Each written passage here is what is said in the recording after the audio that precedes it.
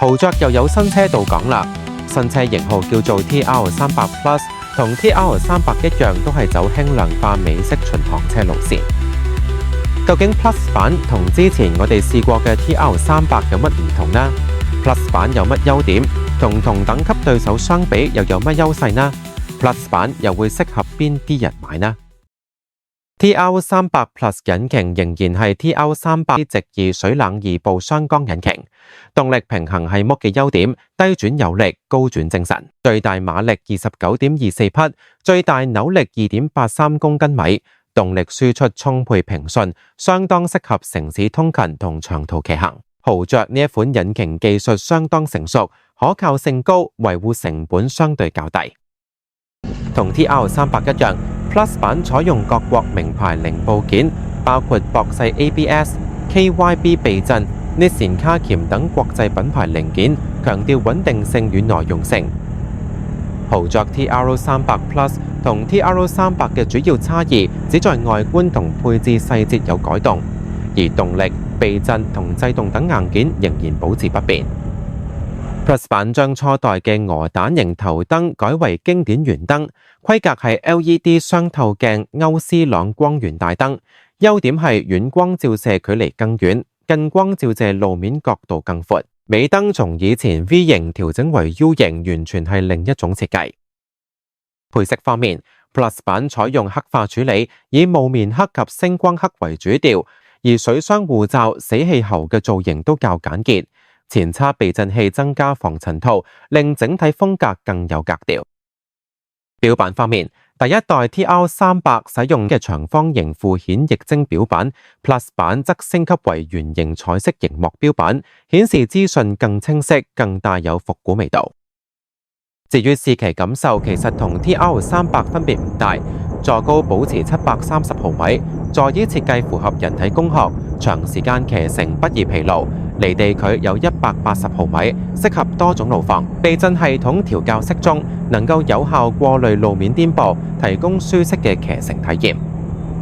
引擎震動抑壓得幾好，即使長途騎乘都唔會覺得有勉強。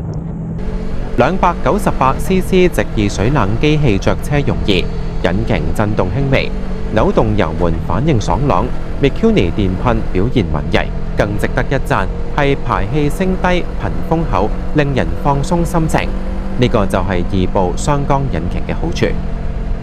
6速波箱表現成熟 ，FCCC 滑動離合器兩指輕扣果然冇力，就算未磨合，轉波時表現亦都相當順暢。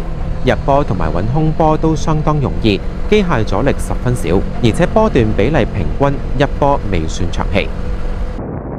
最舒服嘅巡航波段係5波至到6波，即使喺上長斜嘅時候，以5波5000轉每分行車都係輕描淡寫，無需急於轉用低波增加噪音同震盪。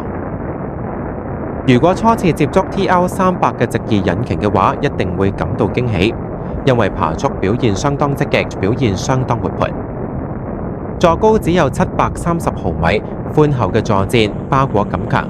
壓紋設計配以啞光蒙皮，觸感柔和。除咗好睇之外，實際坐落去亦都感到相當舒適，尤其係尾龍骨可以貼住坐墊後部，既可借力又有承托感。實際駕駛嘅時候亦都有一定防滑作用。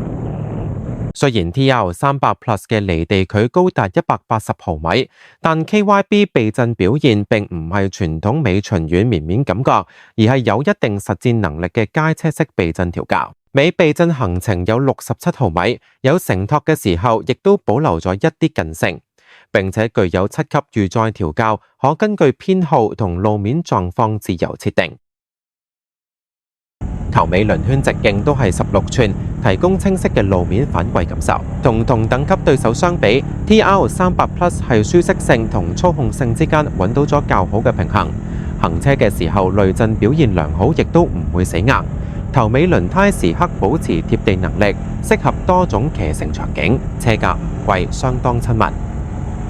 所以選擇 TR300 Plus 嘅原因好明顯，包括偏好年輕化設計、圓形頭燈、黑化車身、彩色標板等等嘅改良。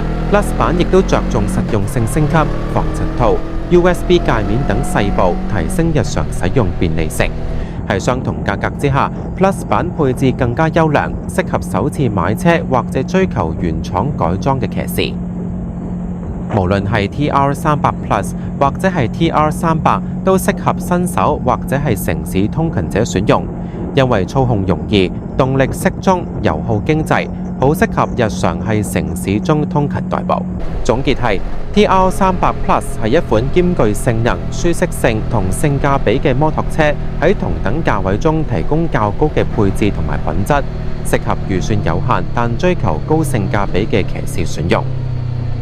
豪爵 TR300 Plus 分為兩個版本，標準版即係 iBike 試騎過嘅，車價係港幣42,800，用信用卡分2年慢慢供，每個月都只係1900幾咋。另一個版本係旅行版，車價係港幣44,900，售價只係多2001蚊，但係多咗好多嘢，包括高風擋、標版遮光罩、護手擋、邊箱架連同一對邊箱，仲有乘客靠背。打一句問一句，都係買旅行版啦。